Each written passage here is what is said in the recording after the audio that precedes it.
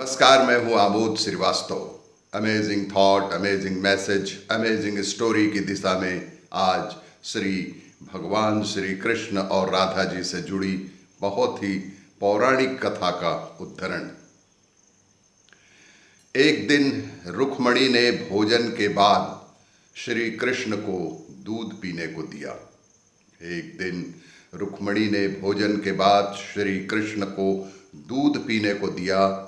दूध ज्यादा गर्म होने के कारण श्री कृष्ण के हृदय में लगा और उनके श्री मुख से निकला, हे राधे। सुनते ही रुक्मणी बोली, प्रभु ऐसा क्या है राधा जी में? सुनते ही रुक्मणी बोली, प्रभु ऐसा क्या है राधा जी में जो आपकी हर सांस पर उनका ही नाम होता है? मैं भी तो आपसे अपार प्रेम करती हूं, फिर भी आप हमें नहीं पुकारते। श्री कृष्ण ने कहा, देवी आप कभी राधा से मिली हैं? और मंद मंद मुस्कुराने लगे। अगले दिन राधा जी से मिलने उनके महल में पहुंची। अगले ही दिन रुक्मणी जी राधा जी से मिलने उनके महल में पहुंची।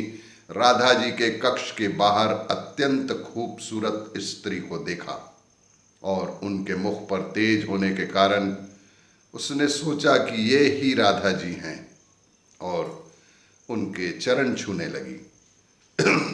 तभी वह बोली, आप कौन हैं?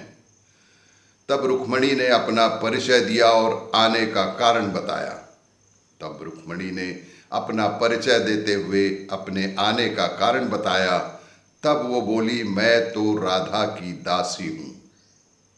मैं तो राधा की दासी हूं। राधा जी तो 7 द्वार के बाद आपको मिलेंगी।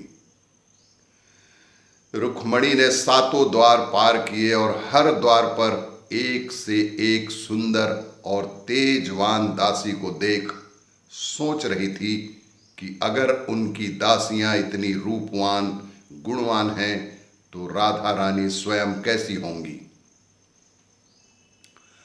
सोचते हुए राधा जी के कक्ष में पहुंची। कक्ष में राधा जी को देखा, अत्यंत रूपवान तेजस्वी, जिसका मुख सूर्य से भी तेज चमक रहा था। रुक्मणी सहसा ही उनके चरणों में गिर पड़ी। रुक्मणी सहसा ही उनके चरणों में गिर पड़ी। पर ये क्या, राधा जी के पूरे शरीर पर तो छाले पड़े हुए हैं।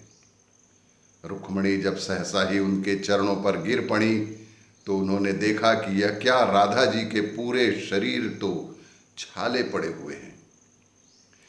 रुक्मणी ने पूछा, देवी आपके शरीर पे ये छाले कैसे? तब राधा जी ने कहा, देवी कल आपने कृष्ण जी को जो दूध दिया था वो बहुत ज्यादा गर्म था। कल जो आपने कृष्ण जी को दूध दिया था वो बहुत ज्यादा गर्म था, जिससे उनके हृदय पर छाले पड़ गए और उनके हृदय में तो सदैव मेरा ही वास होता है। इसीलिए कहा जाता है, बसना हो तो हृदय में बसो, किसी के दिमाग में तो लोग खुद ही बसा लेते हैं।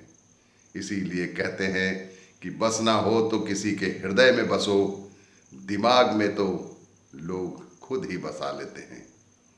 और भी इसी तरह के वीडियो के लिए देखते रहिए मेरा वीडियो। लाइक करें, शेयर करें और सब्सक्राइब अवश्य करें। धन्यवाद।